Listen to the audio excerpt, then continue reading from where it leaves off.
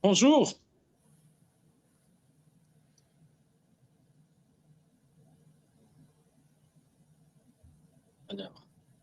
Alors, on peut démarrer? Vous êtes là? Vous m'entendez tous? Oui. On peut y aller, Jean-Paul. Ok, donc... Oui. Ah d'accord, c'est bon. Alors, je dis bonjour à toutes et à tous. Je suis très ravi de vous savoir très nombreux pour notre premier webinaire de la série. Et donc, je voudrais, comme je l'ai dit tantôt, souhaiter la bienvenue à toutes et à tous pour pouvoir participer à ces premiers webinaires. Alors, notre webinaire durera 1h30. Notre webinaire, comme je le disais, durera 1h30, 1h30. Et il portera sur la localisation des archives, et sera animé au conférencier par notre expert, Monsieur Romain Le Dauphin, qui en fait est archiviste à l'Organisation internationale pour la migration, OIM. Et il est particulièrement, Monsieur Romain, donc intéressé au rôle des archives dans le processus de justice transitionnelle et notamment sur les questions d'accès aux archives. Donc, c'est une brève présentation de M. Romain. Donc, c'est un expert qui est essentiellement voué à tout ce qui est archives de la société, de droits humains, ainsi de suite. Donc, il a acquis pendant plusieurs années un certain nombre de connaissances pratiques dans le domaine de la gestion de l'information et des archives au sein du secrétariat des Nations Unies et également au tribunal pénal international pour le Rwanda. Donc, il est vraiment attaché aux questions des archives de droits humains. Voilà pourquoi il va donc nous présenter aujourd'hui c'est la solution, sinon le recherche qu'il a porté pour toutes ces archives. Et nous allons donc partager avec lui son expérience. Donc, je vais devoir laisser la parole rapidement à M. Romain qui va nous faire l'économie de ses recherches en matière des archives de droits humains. Merci Romain, vous avez la parole. Bonjour Jean-Paul, merci pour l'introduction. Bonjour à toutes et à tous. Alors, pour commencer, je voudrais remercier d'abord le CNRBICA et son secrétariat pour l'invitation et pour la confiance. C'est un honneur de commencer cette série de webinaires organisés par le CNRBICA. Donc, merci pour la présentation, Jean-Paul. Je vais juste rajouter que j'interviens aujourd'hui en tant que membre exécutif de la section des archives et droits humains du Conseil international des archives. Et donc, je vais vous présenter un projet sur lequel on a travaillé depuis maintenant de nombreuses années. Ça fait déjà 4 ans.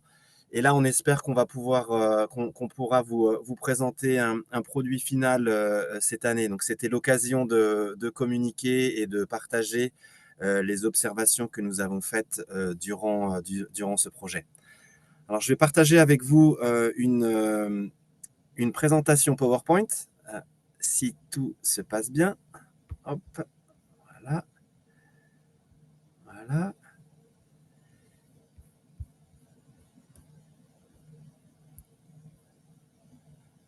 Voilà. Donc aujourd'hui, je vais vous parler des archives, mais pas de n'importe quelle archive, c'est les archives des mécanismes de vérité et de réconciliation. Donc c'est un travail d'enquête de la section archives et droits humains que nous avons commencé il y a déjà 4 ans et dont nous voulions vous présenter un petit peu, on va dire, la portée, mais aussi les premières conclusions. Donc, je vais commencer tout d'abord par vous présenter un peu la section des archives et droits humains au sein du Conseil international des archives. Et notamment, on va dire, une de nos activités, c'est donc la définition des archives des droits humains. Qu'est-ce que c'est? Quel est le rôle des archives pour les droits humains?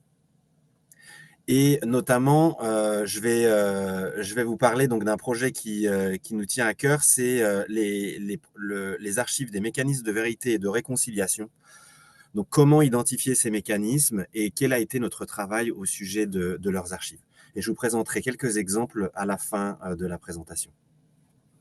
Alors, pour ceux qui ne connaissent pas la section des archives et droits humains, donc nous sommes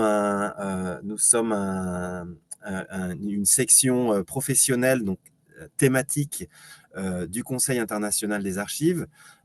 Nous sommes nés en 2003 à peu près, après la 37e conférence de la table ronde sur les archives qui avait eu lieu au Cap en Afrique du Sud, avec notamment la présence de l'archevêque Desmond Tutu. Qui avait notamment donc cette table ronde avait notamment avait adopté une résolution sur les archives et les violations des droits de l'homme, et qui avait appelé le CIA et l'UNESCO à mettre en place un programme de préservation des fonds d'archives documentant les violations des droits humains.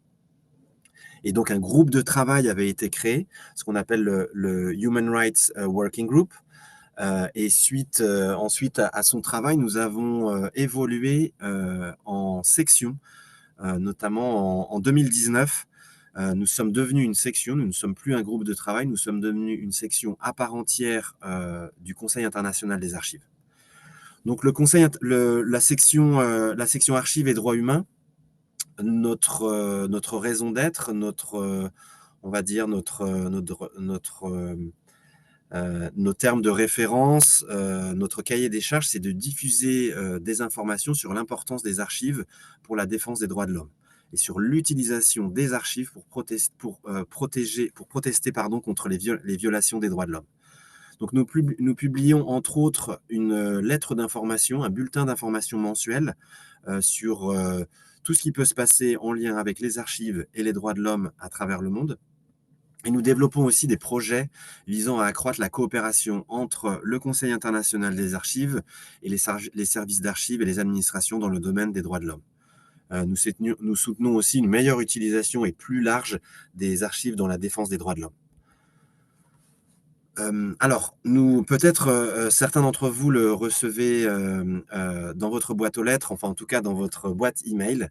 Nous produisons chaque mois un bulletin d'information mensuel rassemblant les informations pertinentes sur les archives et les droits humains dans le monde entier. Nous avons, donc c'est sous l'initiative d'une de notre collègue, Trudy Oskamp-Peterson, qui a commencé en 2009 la compilation des différents articles de journaux, différents articles de blogs, de différentes publications qui en fait traitaient à la fois du sujet des archives dans le contexte des droits humains. Donc depuis 2009, donc ça fait maintenant plus de 15 ans, nous avons publié environ 182 numéros, 182 numéros de ce bulletin d'information. Donc je vous invite à le parcourir, et il est notamment publié sur le site du Conseil international des archives et sur la page de la section archives et droits humains. Nous organisons aussi chaque mois ce que nous appelons les Tuesday Talks, les débats du mardi sur les archives et les droits humains. Alors, ce sont des entretiens ou des présentations avec des archivistes, pas n'importe quel archiviste, des archivistes qui travaillent sur le sujet des droits humains. Donc, depuis le début, nous avons publié 19 entretiens, et notamment le dernier en avril, qui était en anglais et en espagnol, il me semble, qui s'intitulait The Documents of the Undocumented. Donc, les archives au niveau de la question des migrations et la question des réfugiés. Nous avons aussi, par exemple, je vous mets en copie d'écran, vous pouvez voir cette image. Nous avons aussi eu une présentation de la responsable, l'ancienne responsable des archives du Haut Commissariat aux réfugiés. Donc chaque mois vient une nouvelle présentation, un nouvel entretien, et donc tous ces entretiens sont disponibles sur le site YouTube du Conseil international des archives. Et notamment, vous pouvez retrouver les liens sur la page de la section archives et droits humains sur le site du CIA. Donc, en plus de ces deux, on va dire, événements mensuels que nous organisons, nous avons créé une base de données, une sorte de bibliothèque. Nous appelons ça une base de connaissances sur justement toutes les publications que nous avons pu compiler depuis ces 15 dernières années. Nous avons appelé cette bibliothèque, cette collection, le Rights and Records, les droits et archives en français, la base de connaissances droits et archives, Rights and Records. Donc nous sommes, voilà, c'est public, c'est une base de données publique qui a pour but de compiler un maximum de ressources justement liées aux archives et aux droits humains. Donc c'est un moteur de recherche où vous pourrez trouver, par exemple, en rentrant des mots-clés, des articles spécifiques sur peut-être une zone géographique ou sur un événement particulier. Ou sur des dates particulières, sur une année particulière. Et donc voilà, c'est là où nous mettons à la disposition de tout à chacun des informations, des articles de journaux, des articles académiques, des publications, des livres. Donc parfois, ce sont seulement les métadonnées qui sont disponibles, parfois ce sont l'intégralité des publications qui sont disponibles, ça dépend du copyright. Donc ça, c'est un autre outil que nous maintenons pour nos membres, les membres de la section, mais aussi pour tout un chacun, tous ceux qui seraient intéressés. Et donc, la section compte actuellement une centaine de membres et donc nous retrouvons environ 1 à 2 fois par an pour une assemblée générale, et nous publions aussi tous ces événements, tous ces outils pour nos membres, mais aussi pour tous les membres du Conseil international des archives et pour tous ceux qui sont intéressés par la thématique archives et droits humains. Nous nous retrouvons aussi, le bureau exécutif se retrouve aussi chaque année entre 2 et 3 fois, où là, nous discutons de différents projets que nous souhaiterions lancer. Et nous discutons aussi principalement donc de la question archives et droits humains. Et comment nous pouvons impacter cette question, comment nous pouvons faire passer des messages, comment nous pouvons faire un plaidoyer pour mieux organiser les archives dans un contexte de défense des droits humains. Donc pour ce faire, nous travaillons notamment sur la définition. Qu'est-ce que les archives des droits humains?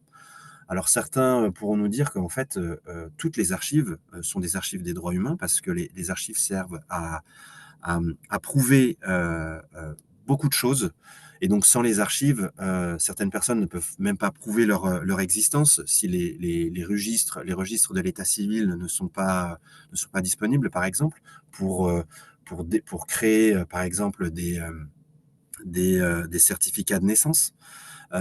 Donc, nous appelons aussi le monde académique, et nous utilisons là, je voulais vous mettre comme exemple la définition de Michel Caswell dans un de ses articles qui avait été publié dans la revue Archival Science, Sciences des archives. Donc, c'est les archives bureaucratiques Les archives des droits humains, ce sont les archives bureaucratiques créées pendant les violences elles-mêmes, bien sûr. Donc, des gouvernements qui pourraient violer les droits humains produiraient des documents dans ce cadre. Et donc, ces archives pourraient être considérées comme des archives des droits humains, ou en tout cas des archives de la violation des droits humains. Mais nous prenons aussi en compte la documentation créée par les militants des droits de l'homme et les avocats, après les faits. Donc, parfois, ces documents, ces archives peuvent être utilisés dans les procès, les tribunaux, mais aussi les commissions de vérité. Nous prenons en compte aussi dans cette définition les récits qui sont enregistrés par les survivants, par les membres des familles des victimes et des communautés, pour commémorer leur mort et créer ainsi une mémoire collective, mais aussi les récits des bourreaux, c'est-à-dire ceux qui ont commis ces violations des droits humains. Et nous intégrons aussi dans cette définition de plus en plus les preuves médico-légales, telles que les échantillons d'ADN, qui sont vraiment des archives très particulières, l'imagerie satellite, par exemple, qui peuvent aussi aider à prouver la violation des droits humains, notamment avec la localisation des charniers, et qui établissent aussi, donc toutes ces archives scientifiques établissent des faits scientifiques sur la violence à grande échelle. Mais en fait, c'est un terme générique qui peut donc couvrir toutes sortes d'archives. Donc les archives hospitalières, comme j'ai mentionné rapidement avec les archives, les échantillons d'ADN, mais aussi par exemple des reçus. Alors on a eu plusieurs cas où des reçus, par exemple des factures, ont été utilisés pour prouver que des faits de violation des droits humains avaient été commis. Donc au final, il est très difficile de définir les archives des droits humains. Les archives des droits humains, ce sont toutes les archives. Donc nous essayons d'avoir un impact, le plus grand impact possible sur en fait la grande thématique des archives, et en promulguant de bonnes pratiques, et surtout en fait nous avons identifié que certaines administrations, alors au-delà des gouvernements, mais certaines administrations avaient un rôle particulier de par leur mandat dans la défense des droits humains. C'est le cas notamment des organisations non gouvernementales qui défendent les droits humains, qui ont la défense des droits humains intégrée dans leur mandat, mais aussi les organisations internationales, comme beaucoup d'agences des Nations Unies, qui défendent les droits humains. Donc là, je ne vais pas définir les droits humains, mais en tout cas, le droit à la justice, le droit d'avoir un logement, le droit de manger, le droit à l'éducation. Donc il y a beaucoup d'agences des Nations Unies qui défendent ces droits, qui aident les populations en difficulté pour justement faire valoir ces droits. Et donc, dans notre conversation, dans notre évolution, dans nos débats, nous avons commencé à identifier certaines organisations qui avaient un rôle particulier dans la défense des droits humains. Nous avons souhaité nous focaliser sur certaines organisations qui avaient un rôle très particulier sur la défense des droits humains, et sur justement l'enquête au sujet de la violation des droits humains. Ce sont ce qu'on appelle les mécanismes de vérité et de réconciliation. Donc ces mécanismes qui ont dans leur mandat, intégrés dans leur mandat, et ici je mets une définition d'une chercheuse très, très connue à ce sujet. Il s'agit de Priscilla Heiner, qui a travaillé sur la question des commissions de vérité et de réconciliation. Et là, je fais un petit aparté, mais on fait une différence entre les commissions et les mécanismes. Parce que nous avons décidé d'avoir une approche assez ouverte. Donc, nous ne nous intéressons pas seulement aux commissions seulement, mais aux mécanismes. Alors, ça peut être, j'y reviendrai, mais ça peut être d'autres types d'administration. Donc les mécanismes de vérité et de réconciliation, ce sont des outils majeurs dans ce qu'on appelle la justice transitionnelle, dans le cadre de la justice transitionnelle. Notamment selon les principes de Louis Jouannet, et les différents droits, notamment le droit à la justice, la lutte contre l'impunité, la réconciliation. Et donc, qu'est-ce qu'un mécanisme de vérité et de réconciliation? Un mécanisme de vérité, ça se concentre bien sûr sur le passé, plutôt que sur des événements actuels. Un mécanisme, il enquête sur un ensemble d'événements qui se sont produits au cours d'une période donnée. Donc, c'est un mandat vraiment spécifique. Ils vont en général s'intéresser à des événements très particuliers. Un mécanisme de vérité et de réconciliation, il s'engage directement et largement auprès de la population touchée. C'est ce qu'on appelle une approche centrée sur les victimes.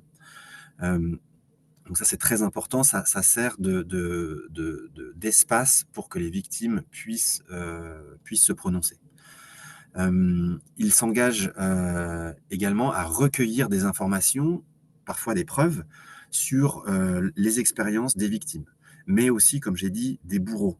Donc en fait, ils collectent, ce sont des mécanismes qui collectent des données. Ils enquêtent, donc ils créent leurs propres preuves. Euh, et, euh, et donc voilà, ils collectent des informations, ils les analysent, et ça, ils ont en général un mandat temporaire. Il s'agit d'un organe temporaire dont l'objectif est de produire un rapport final. Donc en général, on le verra par la suite, ces mécanismes sont créés par des gouvernements en place à la suite donc de conflits. Donc déjà, ça leur donne un certain biais, c'est-à-dire ils sont créés par les pouvoirs en place. Donc ça, on le verra, ça donne un certain narratif. Donc ça, il faut le prendre en compte. Et donc ces mécanismes, ils sont chargés de mettre au jour, de clarifier, alors les termes diffèrent selon les mécanismes, de reconnaître officiellement les abus passés, de répondre aux besoins des victimes, de lutter contre l'impunité et faire progresser la responsabilité individuelle. Donc ils essayent aussi de définir les responsabilités au niveau institutionnel, et parfois, ils font des recommandations au niveau de réformes pour promouvoir la réconciliation et réduire les conflits liés au passé pour construire une société plus, on va dire, harmonieuse. Donc voilà, ça c'est pour la définition un petit large, on va dire, des mécanismes de vérité et de réconciliation. Donc juste pour faire un petit sommaire, ce sont des organes temporaires qui enquêtent, qui collectent des preuves et qui analysent ces preuves, et ensuite qui rédigent des conclusions et des recommandations. Donc en fait, si on peut y penser, c'est un peu un travail d'historien, mais officiel, et en général, c'est un collège, c'est un travail collégial. On va avoir plusieurs commissaires.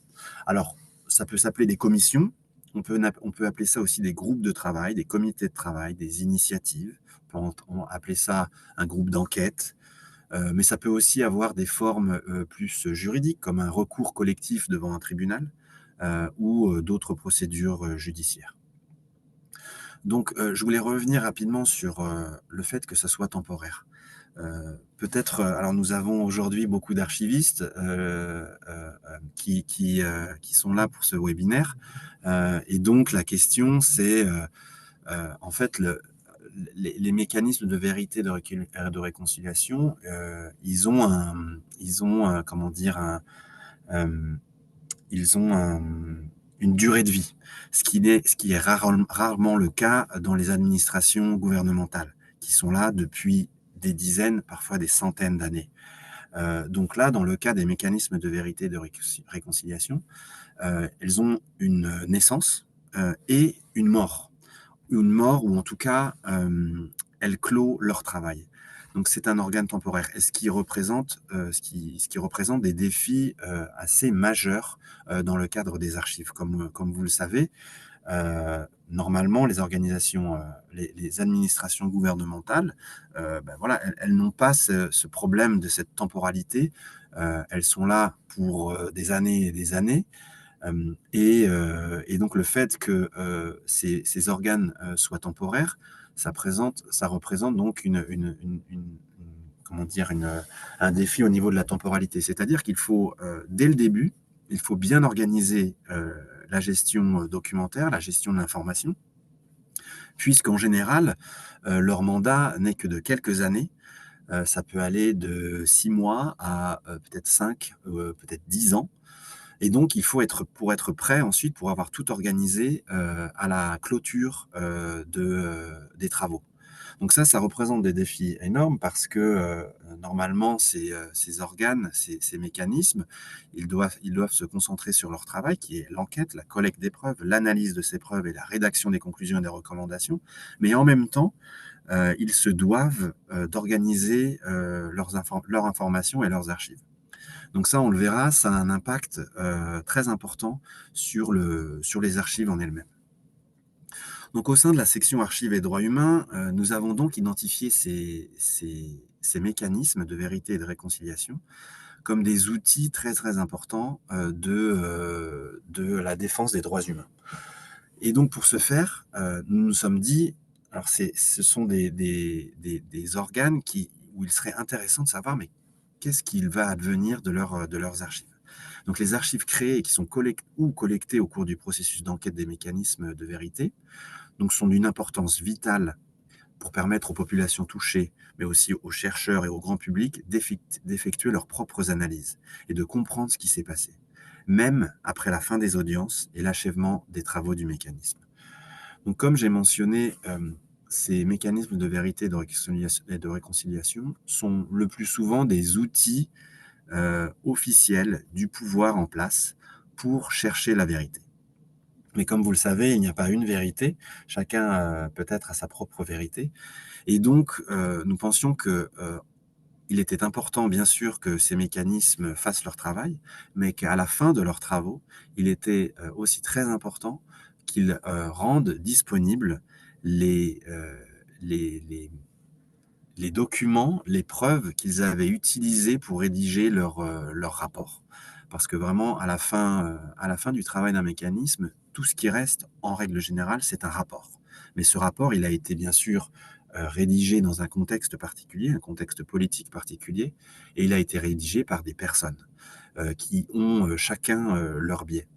Et donc, nous pensions qu'il était très important que chaque personne, chaque victime, chaque personne intéressée dans le sujet devait pouvoir faire son propre travail d'analyse et donc, pour ce faire, devait avoir accès à ces archives.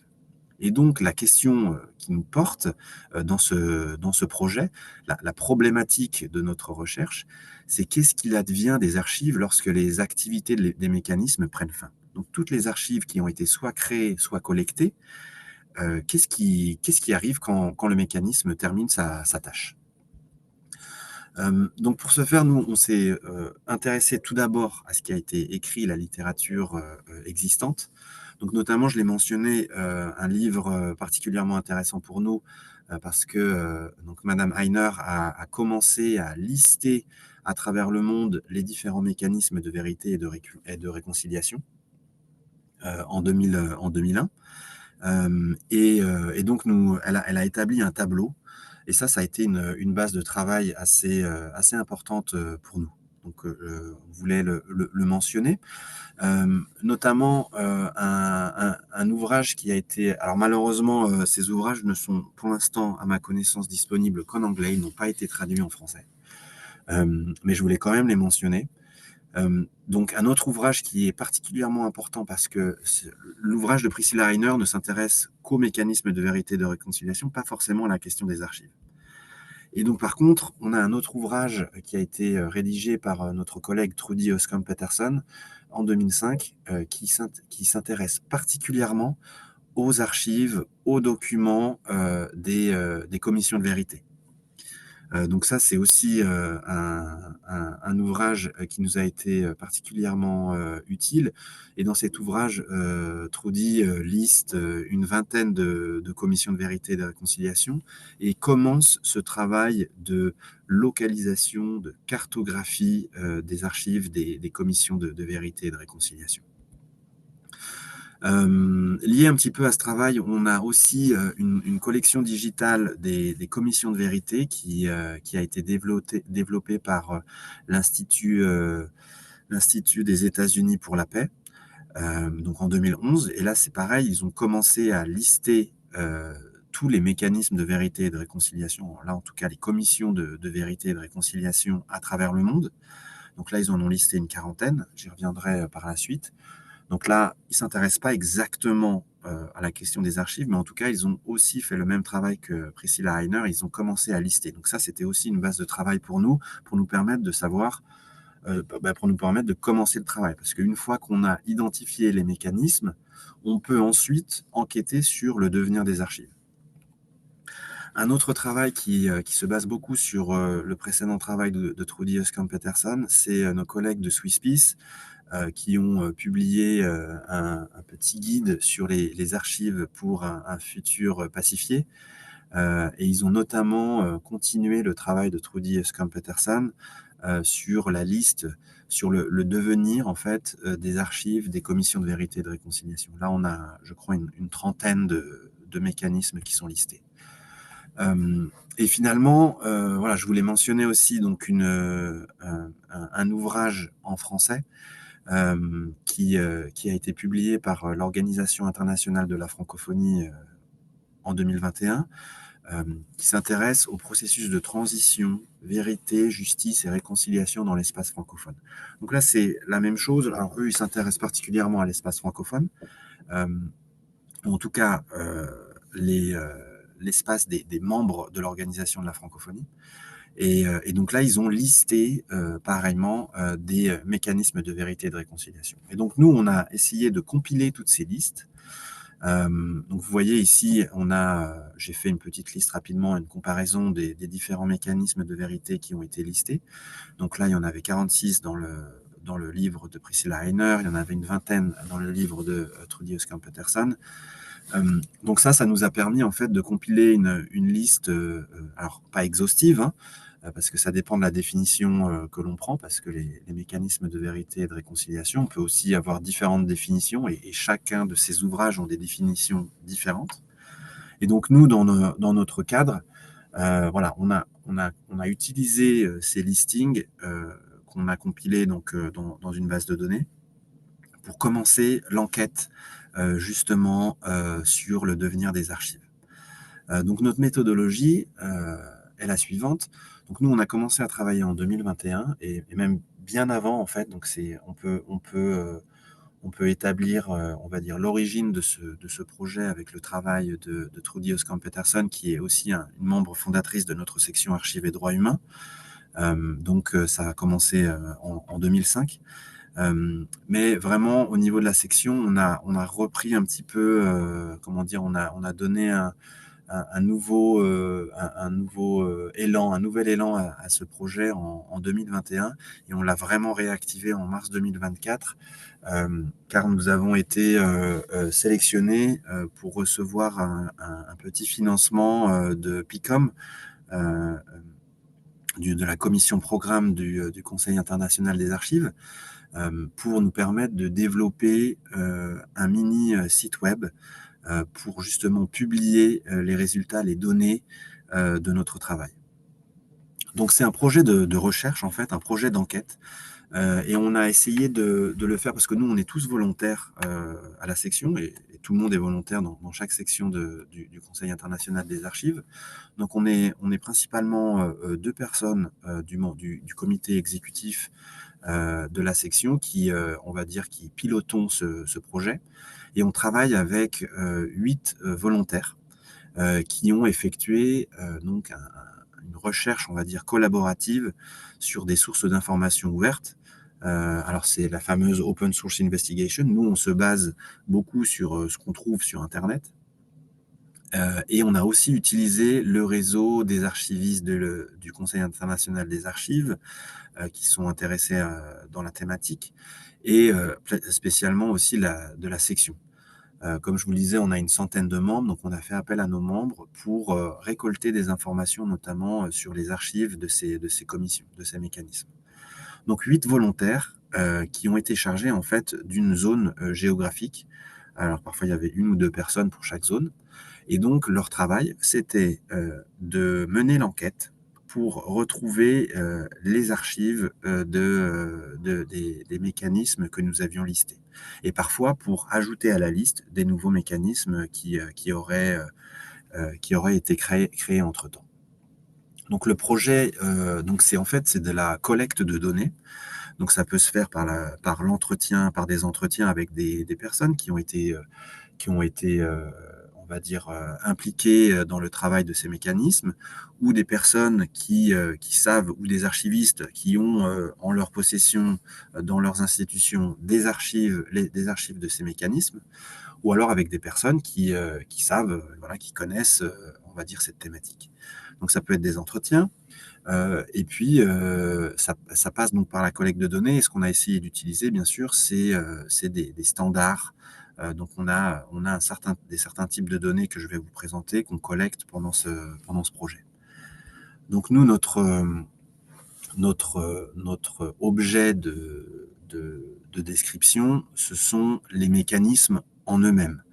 Donc, si vous pouvez visualiser, je vous montrerai par la suite, on a une base de données avec une ligne, un mécanisme. Et donc, pour ce mécanisme, on va avoir bien sûr le nom officiel. On va récolter, malheureusement, là j'ai mis ça en anglais parce que toute la base de données est en anglais. Mais voilà, je vais vous le traduire. Donc, on a donc un nom officiel dans le langage, dans la langue originale. Donc ça dépend si le mécanisme peut travailler en français, en anglais, en espagnol, dans toutes les langues, on va dire, que nous pouvons trouver. Donc ça c'est un autre degré de complexité, parce qu'on ne couvre pas toutes les langues, malheureusement. Ensuite, on fait une traduction standardisée du nom du mécanisme en anglais, pour nous permettre en fait de rentrer dans la base de données, d'avoir cette information dans la base de données, parce qu'après, toutes les informations en fait sont en anglais. Ensuite, on va mentionner la juridiction, la juridiction de ce mécanisme. Est-ce que ça a été créé par un pays? Est-ce que ça a été créé, par exemple, par un département, une région, un gouvernorat? Enfin, ça va dépendre des pays, ou une ville en particulier. On va aussi mentionner la thématique, c'est-à-dire est-ce que le pays en fait qui est couvert par le mandat, parce que parfois on va avoir des initiatives qui vont couvrir plusieurs pays, qui vont couvrir une zone géographique, ou qui recouvrent plusieurs pays. Et puis parfois, c'est là où ça devient un petit peu plus complexe. Je vous ai mis des exemples. Par exemple, récemment, on a eu des commissions parlementaires qui ont créé, donc, enfin, pardon, on a le Parlement français. Donc là, et ça, c'est important de le savoir parce que c'est là où on va rencontrer des biais. On a le Parlement français qui a décidé de créer un mécanisme, donc une commission parlementaire, sur le rôle de la France en Algérie. Donc, ça avait trait au rôle de colonisateur de la France, mais aussi au rôle, bien sûr, de coloniser de l'Algérie. C'est pareil pour l'Allemagne, où là, donc c'est le Parlement allemand qui a créé cette commission sur son rôle en Namibie. Donc là, on essaye de comment dire, de récupérer des informations sur cette complexité, parce que nous, on veut que l'information qu'on va rendre au public, eh ben, elle soit dans son contexte, et qu'on sache exactement qui a fait quoi, qui a créé ce rapport vraiment, parce que vous pouvez bien comprendre que les résultats seront différents si c'est l'ancien colonisateur qui a écrit un rapport, ou si c'est l'ancien colonisé qui a écrit ce rapport. Donc ça, c'était important de le mentionner. Donc la zone géographique, ça c'est pour notre organisation interne. On a divisé le monde en 5 zones géographiques pour permettre notre travail. Donc ça, on le mentionne. Ça nous permettra ensuite d'organiser les informations. Alors au sujet du mécanisme, on récupère aussi la date de naissance et la date de mort, si je puis dire. Ou alors, s'il est encore actif, on va le mentionner dans cette base de données. Ça, pour nous, c'est très important, parce que à la date on va dire, d'arrêt des activités, la date de mort de ce mécanisme, on doit se dire que quand une administration n'existe plus, elle n'existe vraiment plus. Donc, les commissaires rentrent chez eux, et en fait, il n'y a plus personne pour s'occuper des archives. Donc là, pour nous, c'est de savoir quand est-ce que les activités ont été arrêtées, pour savoir où les archives ont pu être transférées. Ensuite, on divise ces mécanismes en types d'entités. Donc, on a des mécanismes qui sont, on va dire, créés par les gouvernements. On a des mécanismes qui sont créés au niveau des communautés. Et parfois, on a des choses un peu hybrides entre communauté et gouvernement. Et par communauté, j'entends la société civile, par exemple, ou des ONG. On a aussi des mécanismes qui sont créés au niveau international. Donc ça, c'est aussi important de le mentionner, que c'est une initiative, on va dire, parfois des Nations Unies, parfois au niveau régional, une organisation intergouvernementale régionale. Et puis aussi, on a des mécanismes qui sont juridiques. Donc là, on divise tous ces mécanismes en plusieurs groupes. Donc pour nous, c'est important de mentionner de quel type il s'agit. Puis ensuite, on mentionne aussi les langues de travail du mécanisme, parce que ça aura une importance sur, par exemple, le rapport final, en quelle langue il va être écrit. Et puis ensuite, alors quelque chose de très très important, c'est le document officiel qui a créé le mécanisme. Ça, nous, on essaye de collecter une copie de ce document. Donc on fait maintenant, on travaille tout en numérique, bien que les archives elles-mêmes sont en général papier. Nous, notre travail de recherche, on collecte des documents numériques. Et je reviendrai pour les archives par la suite, mais tous les documents, par exemple, là, c'est un document officiel. On va essayer de récupérer une copie numérique qu'on gardera dans notre propre bibliothèque. On essaye de garder nos propres copies parce que vous savez sans doute que parfois les liens Internet disparaissent. Donc nous, on essaye voilà, pour être assuré de retrouver nos documents, on garde toujours une copie avec nous dans notre bibliothèque Zotero. Et donc, ces documents de création des mécanismes sont importants parce qu'ils vont définir le mandat géographique, le mandat au niveau de la temporalité, au niveau des années intéressées qui vont être intéressantes pour le mandat, mais aussi parfois, dans ces lois, dans ces documents officiels, ils vont mentionner spécifiquement où les archives devraient être transférées. Donc durant notre travail, on s'est rendu compte que parfois c'était déjà mentionné dans les documents de création. Donc ça, c'était important pour nous de récupérer ces informations, donc de récupérer une copie du document, et puis ensuite d'extraire les informations. Par exemple, on a certains cas où il était mentionné expressément que à la clôture des activités du mécanisme, eh bien, il fallait transférer les archives, alors soit à une institution particulière, par exemple les archives nationales, ou les transférer à un ministère en particulier, parfois le ministère des droits humains, ce genre de choses. Donc c'est pour ça que c'était important de mentionner, de récupérer ces informations. Ensuite, on a un petit texte donc dans toujours cette base de données, cette carte de description de chaque mécanisme. On essaye comment dire, de faire un petit sommaire sur le contexte et le mandat, pour savoir un petit peu, parce que nous, ça va être des informations ensuite qu'on va rendre accessibles. Donc, chaque personne va comprendre un petit peu le mandat de chaque mécanisme dans la base de données, avec les informations dans la base de données. On essaye aussi d'indexer chaque mécanisme en fonction voilà, de leur mandat. Donc, on va attribuer des mots-clés, jusqu'à 3 mots-clés pour définir justement, pour indexer. Alors parfois, on y reviendra lorsque je présenterai les exemples, mais parfois on va s'intéresser au phénomène de décolonisation, parfois on va s'intéresser au phénomène de violation des droits humains à des minorités. Donc ça, on essaie de le mentionner pour justement faciliter le travail ensuite des personnes qui seraient intéressées par ces mécanismes de vérité et de réconciliation et leurs archives.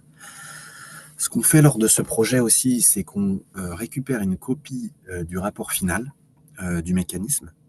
Donc ça, c'est aussi un peu complexe de temps en temps parce que les rapports finaux sont souvent politiques, et donc il faut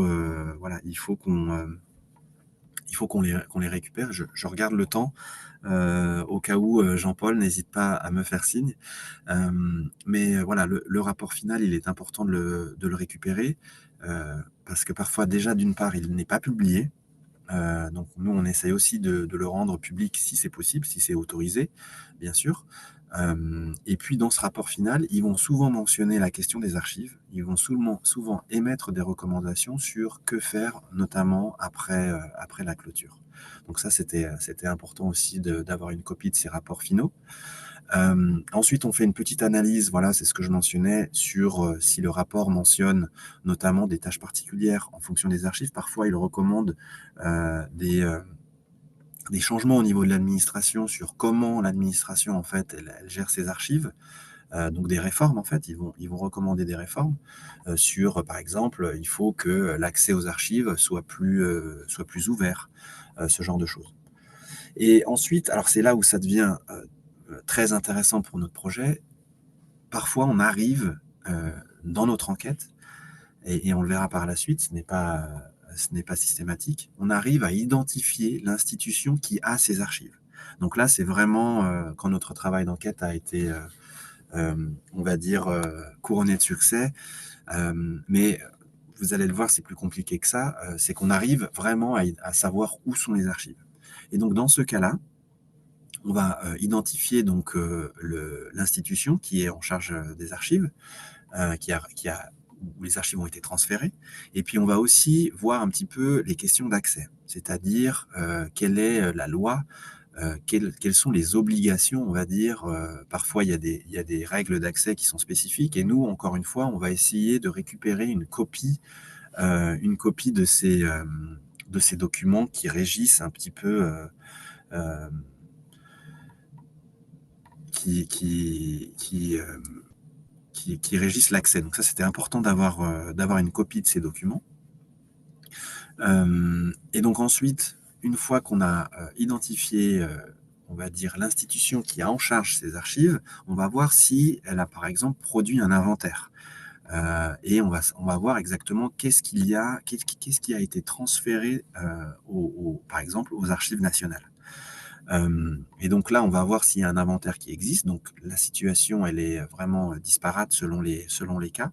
Mais si ça existe, on va vraiment, par exemple, s'il y a un numéro de fonds particulier, on va mentionner ici, voilà, les archives de cette commission, elles ont été transférées aux archives nationales tel, et un numéro de fonds spécifique.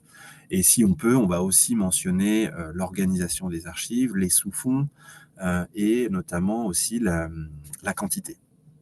Donc ça, petit spoiler, ça n'arrive pas souvent, malheureusement. Et Jean-Paul me dit qu'on a encore 10 minutes. On va juste voir rapidement quelques exemples. J'ai décidé de vous donner on va dire, un bon exemple. C'est l'exemple du Canada. Donc là, malheureusement, tout est en anglais parce que notre base de données est en anglais, mais c'est la Commission de vérité et de réconciliation Canada, qu'on peut appeler TRNC. Et donc là, vous voyez, vous retrouvez tous ces champs descriptifs. Donc le Canada, c'est le pays qui est, on va dire, mentionné dans le mandat. Cette commission ne s'intéresse qu'à des événements qui ont eu lieu au Canada.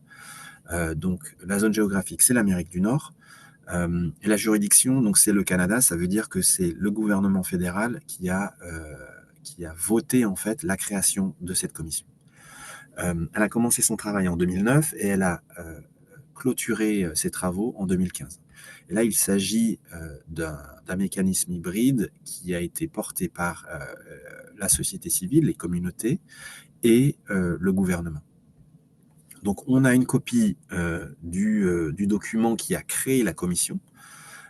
Donc là, on a le mandat, et donc de ce document, on a extrait un petit peu un sommaire du mandat. Donc là, on peut voir que cette commission, elle s'intéressait à des événements très spécifiques qui ont eu lieu entre 1870 et les années 90 sur la question des enfants provenant des communautés indigènes. Donc plus de 150 000 enfants qui ont été déplacés de force dans des écoles spécifiques qui étaient tenues par des communautés chrétiennes. Et le plus souvent sans le consentement des parents. Donc c'est là où il y avait violation des droits humains. Donc ces écoles étaient subventionnées par le gouvernement. Et donc voilà, il y a eu beaucoup de violations. Alors déjà, en soi, c'était le fait de prendre les enfants à leurs parents, c'était une violation des droits humains, mais durant leur séjour dans dans ces écoles, il y a eu beaucoup d'abus, notamment leur culture, mais aussi des abus à caractère sexuel, psychologique, physique, sur ces enfants. Donc il a été décidé en 2007-2008 de créer une commission particulière qui allait vraiment faire la lumière sur ces événements. Donc vous pouvez voir qu'au niveau des mots-clés, on a mis, donc ça c'est des questions indigènes, des questions économiques, sociales et culturelles, de droit culturel, et les questions de gouvernement, de responsabilité du gouvernement. On a récupéré donc le rapport final de cette commission. Et donc dans ce rapport final, on a extrait quelques recommandations qui avaient trait vraiment aux archives. Donc par exemple, il y avait une recommandation qui appelait les archives et bibliothèques du Canada de respecter, on va dire, de mettre en œuvre la déclaration des droits des peuples indigènes, mais aussi les principes de Joinet sur la justice transitionnelle et les droits des peuples indigènes à connaître la vérité à propos des violations qui ont été commises contre eux. Donc ça, c'était une première recommandation. Deuxième recommandation, ils ont appelé le gouvernement à financer l'Association des archivistes canadiens pour conduire on va dire, une enquête sur, ou en tout cas une révision des règles et des bonnes pratiques sur l'archivistique, sur la gestion de l'information dans les administrations canadiennes. Le troisième, le 77, c'est un appel particulier on va dire aux administrations provinciales, territoriales et municipales de continuer en fait la collecte de tous les documents. Et donc là, vous pouvez comprendre que en fait, cette commission, elle a collecté beaucoup de documents qui avaient été produits par ces écoles elles-mêmes, mais aussi produits par le gouvernement, produits par des familles, et qui ont été aussi créés eux-mêmes, par exemple, des témoignages qui ont été mis sur papier, mis sur vidéo, des témoignages de victimes ou de bourreaux. Et finalement, un quatrième, donc, mais voilà, la collecte continue, et donc ils appellent toutes les communautés d'archivistes, enfin en tout cas d'archives, à tous nos niveaux d'administration, de continuer la collecte. Et ensuite, le dernier appel, c'était vraiment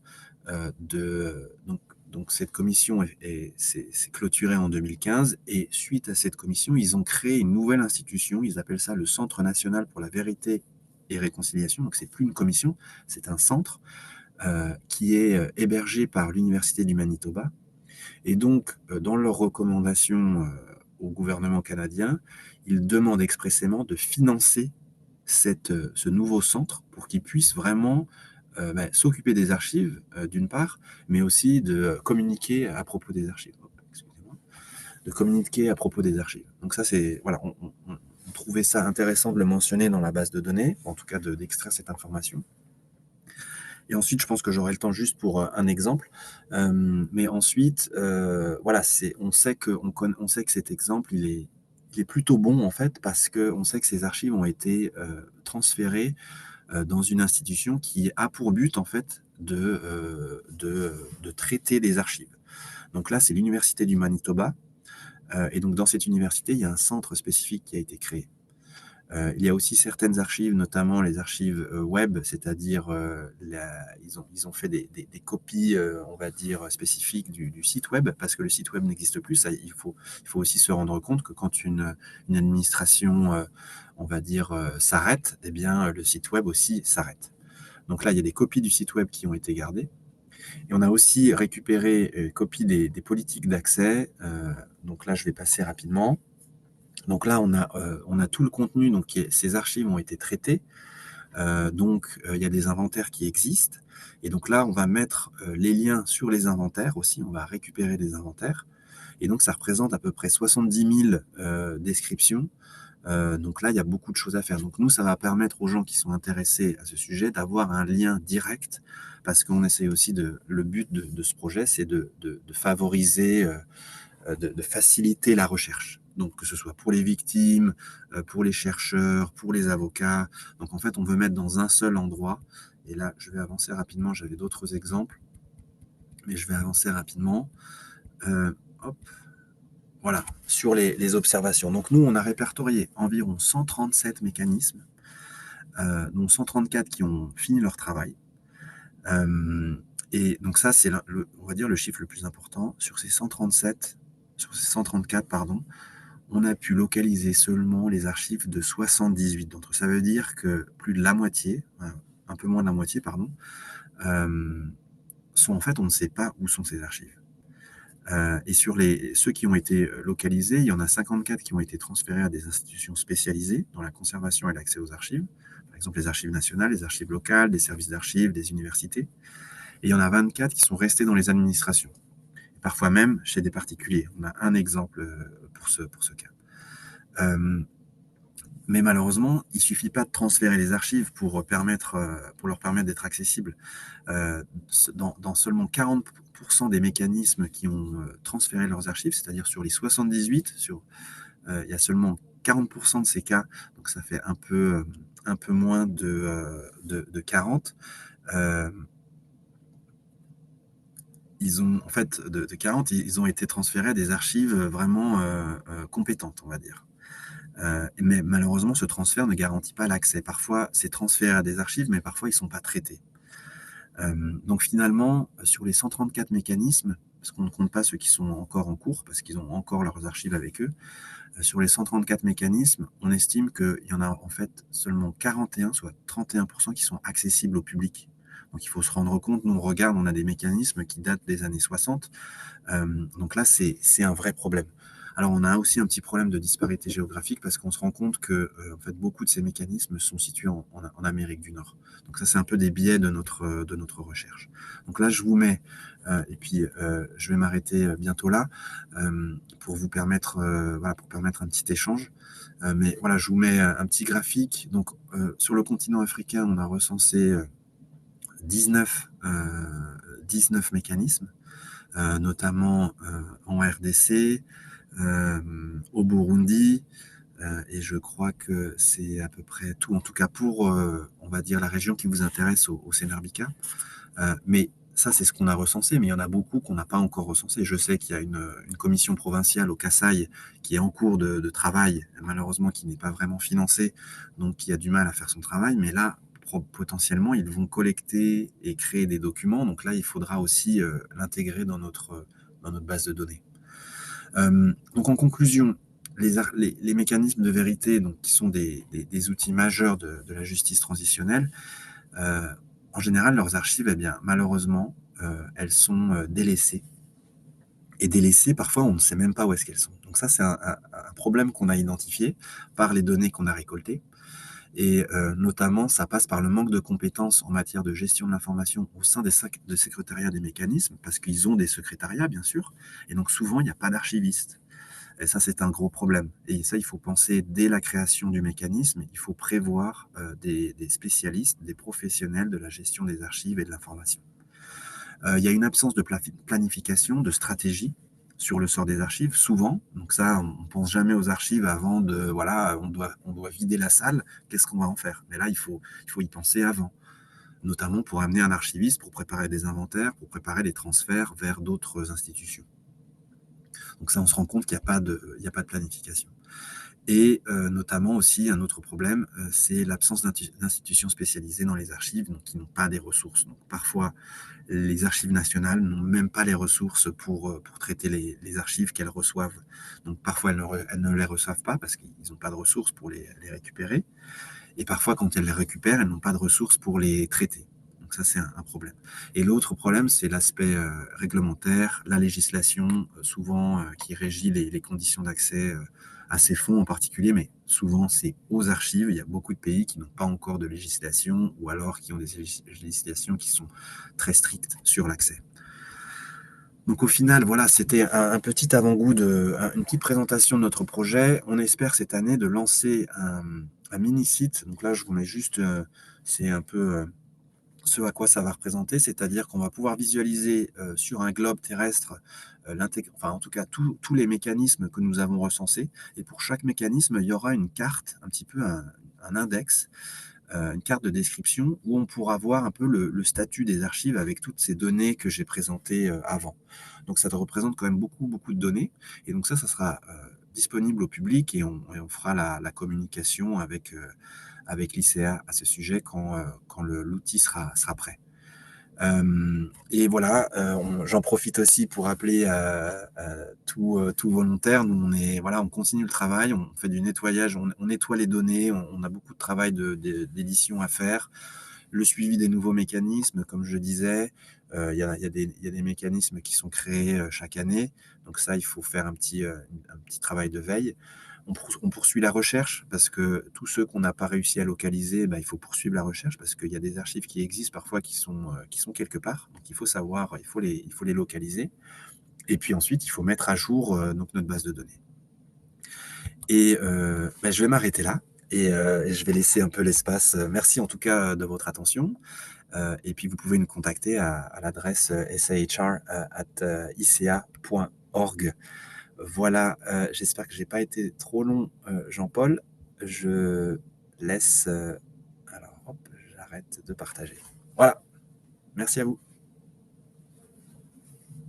Et...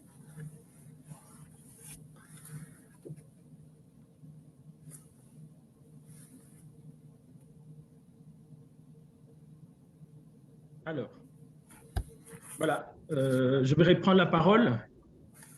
Je remercie infiniment notre collègue et expert Romain pour sa brillante présentation que vous aurez remarqué vous-même aussi, comme moi.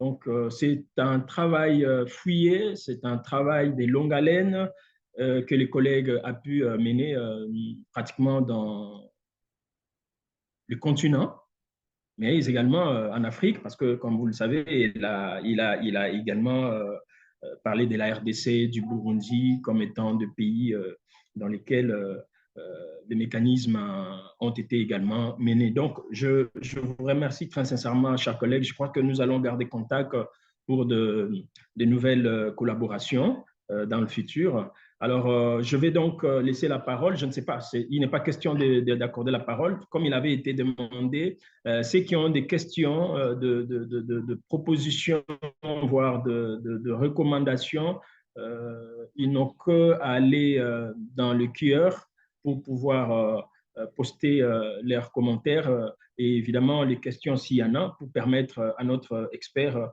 de pouvoir réagir. Mais en résumé, je crois que nous avons tous été très attentifs dans la présentation de notre collègue Romain. Alors, en résumé, ce que moi je peux te dire, c'est que les archives et nous, les archivistes, nous devons nous considérer comme étant de vrais acteurs qui devront participer à la résolution des conflits.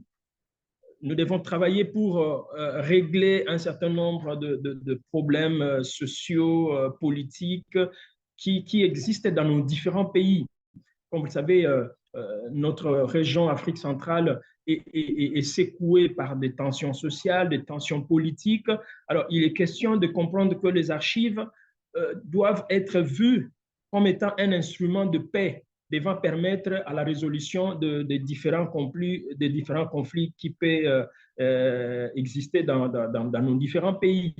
Parce que, Romain l'a dit, les mécanismes de vérité et de réconciliation constituent un véritable outil majeur dans le cadre de la justice transitionnelle. Parce que la justice transitionnelle, comme vous le savez, ce n'est pas une justice permanente. C'est une justice, vraiment une justice qui vient juste pour un temps très limité et qui exerce et puis doit terminer. Donc, nous, en tant qu'archivistes, nous devons suivre tous les mécanismes, mettre en place des mécanismes justement pour aider la justice, parce que les archives ont un lien direct aussi avec la justice et même les droits humains, comme l'a évoqué notre intervenant. Donc, nous avons la responsabilité en tant qu'archivistes de participer, d'aider, de contribuer d'une manière ou d'une autre, de manière à régler un certain nombre de conflits, à établir la vérité, à résoudre le problème de l'existence cher Romain, je ne veux pas beaucoup parler, mais il se pose que nous aussi, en RDC, on a ce problème. Il se pose ce problème-là. Beaucoup pensent que la RDC n'a même pas son document d'existence. Donc, l'acte de l'indépendance de la RDC, on ne sait pas là où cet acte existe. Voyez. Or, nous l'avons dit ici que le mécanisme constitue un outil majeur, même dans la problématique de l'existence, hein, de sociétés comme des humains. La RDC, qui est en fait un pays à part entière, ne sait pas où se trouve son acte d'indépendance. Donc, je crois que les mécanismes constitueront effectivement un outil important dans le passé, bien entendu, pour pouvoir aider et les pays et les humains à pouvoir définir et déterminer leur existence. Donc, je crois que je vais vraiment m'arrêter là. Je vais regarder, j'avais vu une question qui avait été posée à l'intervenant, quand bien même que cela n'avait pas été postée dans les QR. Alors, la question est de Madame Botongo, je crois. Une question avait été posée, je ne sais pas si vous-même vous aviez lu ça. Voilà, je ne sais pas, j'avais vu ça quelque part. Mais sinon, la question était celle de savoir si vous aviez eu des difficultés pour accéder à la collecte de documents devant vous permettre de réaliser votre mission et vos recherches. Voilà donc la question que j'ai vue. Mais je demande aux uns aux autres, s'ils ont des questions, de propositions, voire des recommandations, de pouvoir le formuler rapidement dans les tiers, comme ça. Monsieur Romain pourrait, avec beaucoup de gentillesse, y répondre. Voilà, merci. Oui, merci Jean-Paul. Oui, j'ai vu quelques questions. Alors, oui, c'est un travail minutieux. Alors, comme je l'ai mentionné, nous, on est tous volontaires. Enfin, tous les gens qui sont impliqués, voilà, on fait ça sur notre temps libre. Et donc, c'est vraiment un travail d'enquête. Donc, c'est un travail assez minutieux qui demande vraiment d'aller chercher les informations où est-ce qu'elles sont. Et donc, malheureusement, donc, on est limité par le temps qu'on peut y passer. Et aussi, on est limité par... donc, je vous ai dit, on était 8, à peu près 8. Et en fait, on a essayé d'avoir une représentation de tous les continents, de toutes les zones géographiques, pour vraiment que ce soit un travail le plus exhaustif possible. Malheureusement, nous, en fait, on dépend des volontaires, on dépend de ce qu'on va appeler nos enquêteurs. Donc, s'il n'y a pas des enquêteurs qui sont particulièrement intéressés, par exemple, en Afrique centrale, eh bien, on ne va pas avoir récupéré beaucoup d'informations sur l'Afrique centrale. Donc, en fait, on dépend, par exemple, on avait un enquêteur qui était vraiment très actif au niveau de l'Amérique du Nord. Donc, on a récupéré beaucoup d'informations sur l'Amérique du Nord. Donc, c'est une personne qui a passé du temps pour trouver voilà, sur Internet, qui avait aussi un grand réseau, qui a réussi à récupérer beaucoup d'informations sur les mécanismes de vérité et de réconciliation en Amérique du Nord. Mais voilà, on a des zones qui sont un petit peu moins représentées parce que nous, on dépend de nos enquêteurs, en fait, des volontaires. Donc là, j'en profite pour faire un appel aux membres du Senarbica. Si jamais vous êtes intéressé par ce projet, nous, on a besoin de forces vives qui sont intéressées justement de continuer la collecte, ou en tout cas de commencer la collecte pour améliorer on va dire, notre couverture de chaque région du monde. Et donc, on parle du monde et on sait que, voilà, on n'est pas exhaustif du tout. Donc, c'est un travail de longue haleine, c'est très compliqué. On n'a pas terminé. On a beaucoup d'informations qui nous manquent, donc on accueille toutes les personnes possibles, en fait. Donc, n'hésitez pas à nous contacter si vous avez un petit peu de temps, si vous êtes intéressé à participer. Et je voulais aussi en profiter, et pour rebondir sur ce que Jean-Paul a dit, c'est que nous, archivistes, on a un rôle particulier ici parce que parfois, alors, je ne sais pas où vous travaillez, vous tous qui assistez à la présentation, mais parfois, vous avez des archives qui, bon, je pourrais peut-être utiliser le terme, qui dorment. Et on a des archives qui sont vraiment, qui ont un rôle peut-être plus importants que d'autres. Et donc, je vous invite, si jamais vous avez ce type d'archives qui dorment dans vos collections, dans vos fonds, des archives liées à des processus de vérité et de réconciliation, donc des archives de commission, des archives qui peuvent avoir un rôle particulier pour la défense des droits humains, eh bien, je vous invite à les traiter peut-être, on va dire, en priorité, si je peux me permettre, parce que le travail d'archiviste, c'est aussi de prioriser, parce qu'on a tellement de travail, on a du travail pour les prochains siècles, et donc c'est toujours une question de priorisation. Sur quel fond on va décider de travailler. Donc moi, j'en profite pour voilà, donner une attention particulière à ces archives qui ont quand même une utilité particulière pour la défense des droits humains. Et je crois que j'ai vu aussi un collègue qui mentionnait donc la RDC.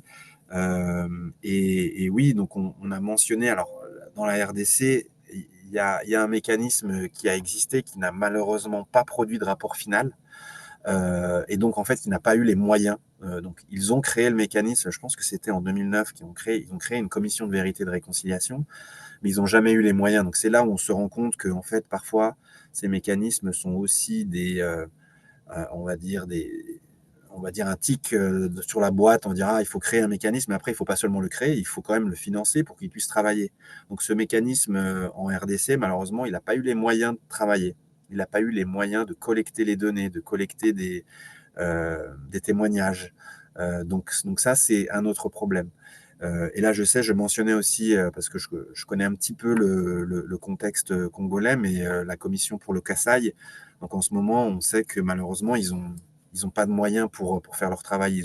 Ils ont été créés, la commission a été créée, il y a des commissaires, mais ils n'ont pas du tout de moyens, il n'y a pas de secrétariat. Il n'y a pas d'archivistes, bien sûr, pour les aider dans leur recherche. Donc ça, c'est un autre problème. Et je m'arrête là, peut-être Jean-Paul, on fait un petit point sur les questions.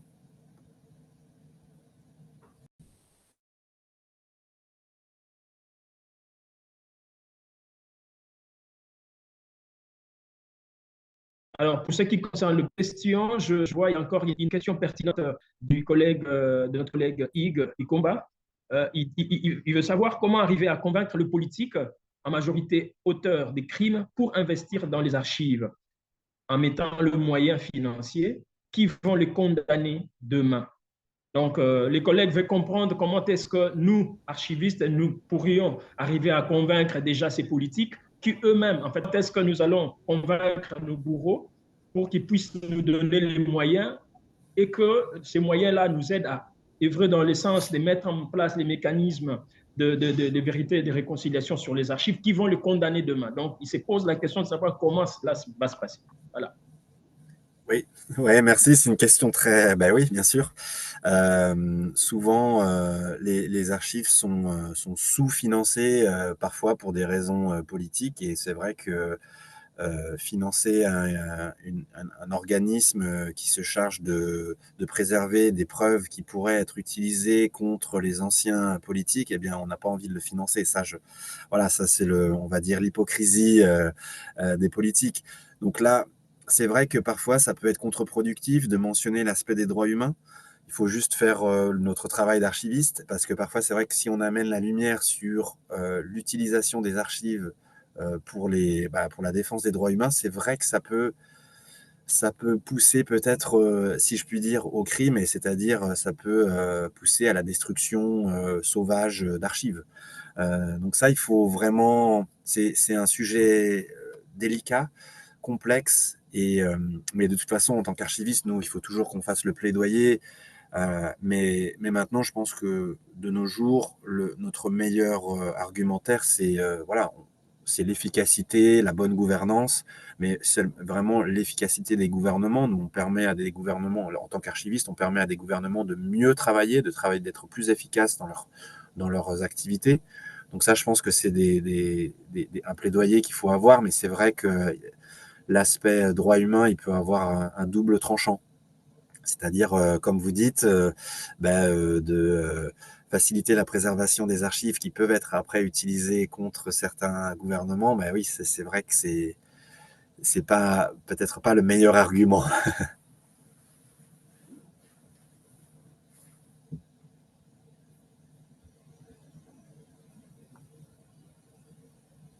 Alors, merci beaucoup, Romain. La dernière question est celle de notre collègue Diouf. Alors, il veut savoir, est-ce qu'il y a des directives pour une gestion de ce type d'archives? Parce qu'il considère que concernant la base des connaissances, pourquoi ne pas aller vers une archive ouverte, c'est-à-dire mettre des mécanismes pour créer des open source où les gens pourront avoir accès directement à ces archives. Et il fait allusion même au logiciel Zotero. Voilà un peu sa question. Il demande s'il y a une directive pour accéder, pour gérer ces types d'archives. Alors nous, à l'heure actuelle, on se focalise sur en fait lister les mécanismes et quand on y arrive à donc localiser leurs archives. Mais ensuite, donc comme vous le voyez, en fait, dans peu de cas, en fait, on arrive, enfin en tout cas dans moins de 50% des cas, on arrive à localiser peut-être, non, en fait, un peu plus de 50% des cas, on arrive à localiser les archives. Mais ça ne veut pas dire que les archives sont disponibles et qu'elles sont numérisées. Donc, il est très difficile. Alors, dans un futur, je ne sais pas, proche ou pas, mais pour être honnête, peut-être, ouais, ça va être difficile, mais on pourrait l'imaginer, bien sûr, que cet outil serve aussi à accéder directement aux archives numériques, numérisées, qui sont disponibles, par exemple, aux archives nationales de RDC, aux archives nationales du Burundi, peut-être. Faire un agrégateur, mais on en est loin. On en est loin parce que parfois, les archives physiques ne sont même pas localisables. Donc, je dirais chaque chose en son temps. Mais alors, pour l'instant, nous, on va utiliser cet outil comme voilà, un outil de plaidoyer pour nous, pour faire avancer cette question. Et puis ensuite, bah, c'est vraiment aussi de... Là, on a eu un cas récemment où au Sri Lanka, donc, il y avait un texte de loi qui allait être débattu à l'Assemblée pour la création d'un nouveau mécanisme. Et là, on a un de nos archivistes qui fait partie de la section qui a eu donc un brouillon de ce texte de loi. Et là, il a fait un peu de, comment dire, de lobbying pour mettre dans ce texte de loi, pour en fait amener la question des archives dès le texte de loi, pour mentionner le fait qu'il était important non seulement de créer ce mécanisme, mais que dans ce mécanisme, il était important d'avoir un service d'archives en fait dans l'administration de ce nouveau mécanisme. Donc c'est là où les archivistes peuvent aussi être importants, c'est que si vous avez connaissance de la création d'un nouveau mécanisme de vérité et de réconciliation, c'est qu'il faut s'impliquer avec le législateur et pour leur dire attention, là il va falloir créer des postes, il va falloir un budget spécifique pour non seulement donc faire les enquêtes, mais aussi archiver le résultat de ces enquêtes. Donc ça peut être aussi un moyen de s'impliquer. Puis après, la gestion des archives, elle est pareille que dans n'importe quelle administration. Il faut avoir des outils en place, des outils de conservation, de gestion et de conservation de l'information. Alors des outils numériques parfois, des tableaux de classement. Voilà, c'est un peu le basique de chaque archiviste. Oui, je m'arrêterai là. Je ne sais pas si j'ai bien répondu à la question. Voilà, Romain, tu as bien répondu à la question. Je te remercie. Je crois que nous acheminons la fin de notre webinaire. Alors, j'aimerais rappeler rapidement que l'objectif de ces sessions virtuelles qui se déroulent tout au long du mois d'avril pour le compte de la CNRBICA vise donc à offrir une plateforme unique aux professionnels des archives de toute la région de l'Afrique centrale que nous sommes. Donc, je vous inviterai chacun et chacune à œuvrer, à s'impliquer de manière à ce que nous puissions réfléchir sur les devenirs de notre métier et également de nos archives comme objet essentiel de notre discipline.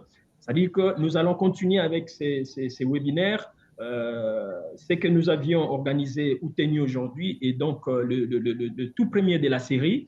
Alors, le prochain webinaire, nous les tiendrons le lundi prochain, soit le lundi 21.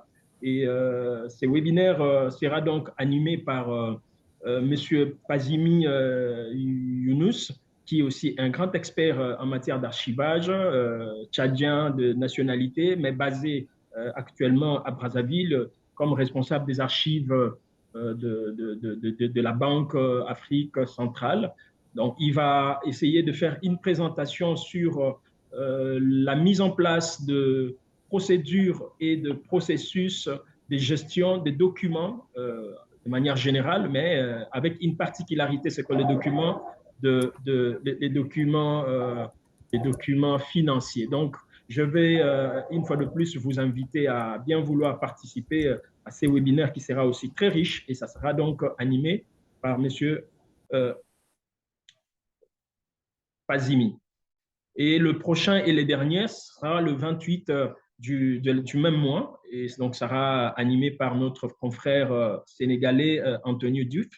Et lui, il va nous parler de la contribution de l'intelligence artificielle dans la gestion des documents et ainsi que des données. Donc, je vous remercie très sincèrement.